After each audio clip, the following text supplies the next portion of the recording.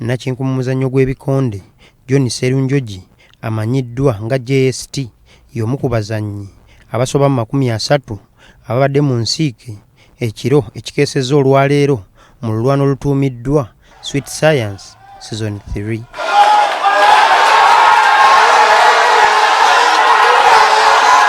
Olulwana luno lubadde lutegekeddwa ku New Club Obligato wano mu Kampala era Sserunjogi abadde attunka ne munnansi wa Tanzania Juma Misumali. Olulwana luno lubadde lwa buzito obwa kilo 75 oba buyite super middleweight era lugenza okukomekkerezebwa nga Munnayuganda John Sserunjogi yaluwangudde. Sserunjogi agamba Misumali tabadde mwangu wabula ekimuleetedde okuwangula kubadde kweteekateeka bulungi.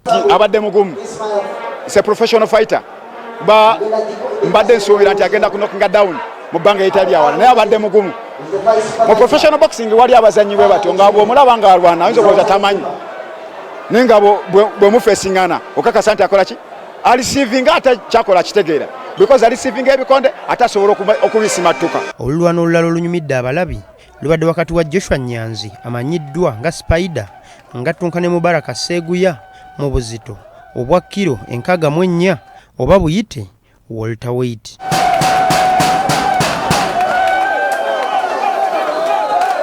Olulwana luno lubadde lwa musipi ogwa National Welterweight title era lugenza okukomekkerezebwa nga Joshua Nyanzi yawangudde omusipi guno. Abazannyi abalala babadde mu nsiike Abdul Njego akubye Musa Ntege ekikonde tonziriranga mu luzannyo olwokubiri.